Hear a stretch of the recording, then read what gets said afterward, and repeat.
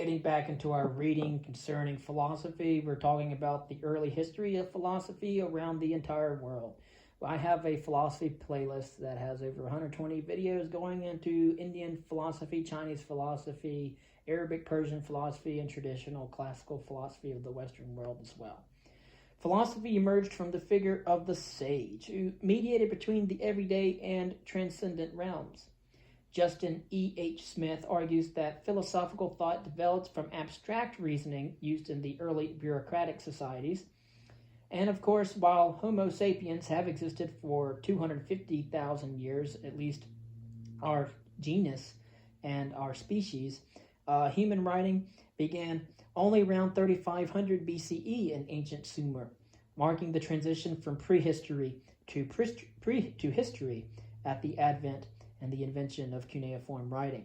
Early writings include genealogies, laws, heroic accounts, with philosophical questions emerging later in religious and mythological texts. Karl Jaspers, his concept of the axial age highlights a global shift towards systematic philosophical thought in regions like the Mediterranean, Mesopotamia, India, and China, which laid the foundation between the year 800 and 200 BCE, what Jaspers refers to as the axial age. And of course, these philosophical thoughts in the Mediterranean, Mesopotamia, China, and India laid the foundation for other philosophical traditions that would emerge in Africa, Asia in general, and the Americas. Concerning our terminology, we have codices, which are singular codex. For example, we could see the Maya books that transmitted the collective mathematical, scientific, historical, religious, and metaphysical knowledge of the Mayans. In Mesoamerica, Confucianism is a normative moral theory developed in ancient China during the Warring States period that proposes that the development of individual character is key to the achievement of an ethical and harmonious society. Tao, in Confucianism at least, is an ethical principle or a principles or a path by which to live. In Taoism, the natural way of the universe and all things. Taoism, of course, is a belief system developed in ancient China that encourages the practice of living in accordance with the Tao. And of course, the Tao is the natural way of the universe and all things. Darshana is a way of beholding the sacred, or manifestations of the divine in the Hindu thought. Epistemology is simply the study of knowledge. Comes from the Greek term episteme. It involves questions such as how humans know, what they know, what is the nature of true knowledge, what is the nature of knowledge, and what are the limits to what humans can know. Ethnophilosophy is the study of the philosophies of indigenous peoples. Filial piety is the ethical obligation of children to their parents.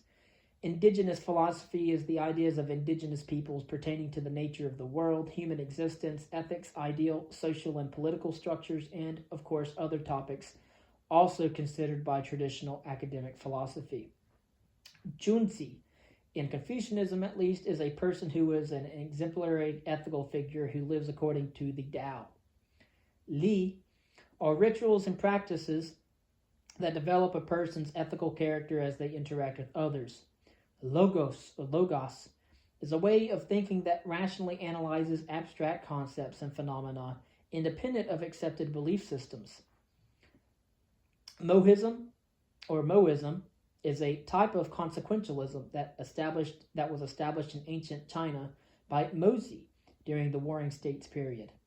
Mythos is a way of thinking that relies on the folk knowledge or the common people knowledge and narratives that often form part of the spiritual beliefs of a people or culture in a geographical region.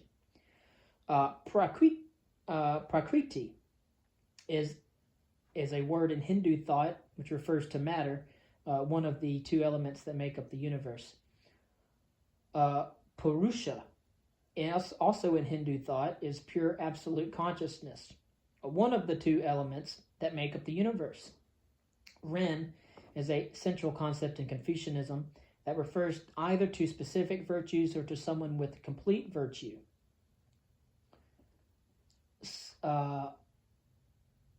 Samkhya is a dualist approach in Hindu metaphysics that views the universe as composed of pure consciousness and matter, which undergoes an evolutionary process. Skepticism, however, is a philosophical position that claims that people do not know things they ordinarily think that they know. Transformative model of identity is an understanding of social identity as spiraling both outward and inward through expanding and retracting influences over a certain area of land. Upanishads is the Hindu text that contain the philosophical core of Hinduism. The Vedas, the 4 oldest books within Hinduism, consist the Rig Veda, the Samaveda, the Yajurveda, and the Atharva Veda. And virtue ethics is an approach to normative ethics that focuses on character. Wu Wei is a natural way of acting that is spontaneous or immediate, in which a person's actions are in harmony with the flow of nature or existence. And of course, that is a Chinese term. Yin and Yang also is an explanation of natural phenomena through 2 fundamental forces, the male yin and the female yang. And that comes from Chinese philosophy. In summation, indigenous philosophy is the transition from myth to reason, described in Greek as the shift from mythos, supernatural stories, to logos, rational, logical thinking. It was a gradual and uneven progression rather than a sudden break. Recent scholarship highlights that indigenous philosophies such as those of African and North American peoples contribute very valuable perspectives on the self and society, challenging traditional Western ideas. The Mayans, for example, demonstrated advanced knowledge in mathematics and astronomy, metaphysics as well, while the Aztec developed an epistemology linking truth to individual character and viewed the universe as a divine force or energy. In classical Indian philosophy does indeed predate European traditions by several centuries, emphasizing philosophy as both theoretical and practical. The earliest Indian philosophical texts are the Vedas, and again, those were written down before the formalization of the Hindu religion. You have the Upanishads contributing significantly to philosophical ideas there. Hindu philosophy describes a cosmic hierarchy that is reflected in earthly life and is divided into 6 darshanas, or schools of thought. Samkhya views reality as composed of consciousness, or Purusa, and Prakriti, matter, with liberation achieved by freeing the mind for matter, by freeing consciousness for matter, or Purusa, from Prakrit, or Prakriti. Yoga aims to still the mind's movements to discover the true self. Nyaya focuses on logic and epistemology. Vaisheshika typifies Nyana's epistemology, emphasizing perception and inference. And Mimamsa centers on interpreting Vedic texts and exploring Dharma. And of course, Dharma, as you will learn in the World Religions course, are social duties and rituals. And then you have what's called Vedanta, which focuses on metaphysical questions and ultimate reality.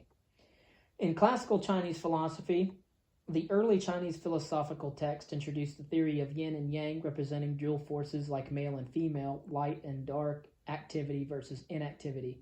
Confucianism emphasized 5 virtues: benevolence, called Ren; righteousness, called Yi; propriety, called Li; and wisdom, called Zi, as well as trustworthiness, called Zen. Taoism promotes harmony with the Tao, or the natural way. Accordingly, it encourages actions aligned with nature without theological focus. Moism was founded by Mozi, and it advocated for inclusive care, valuing all human life equally in the eyes of Tian, or heaven, and promotes anti-aggression as essential for human well-being and overall peace. In the next section, we will talk about the emergence of classical philosophy. And we'll talk about historiography and the history of philosophy and different approaches. The presentist approach, the contextualist approach, and the hermeneutic approach. We'll talk about classic Greek philosophy, Jewish, Christian, and Islamic philosophy before moving on to logic and reason.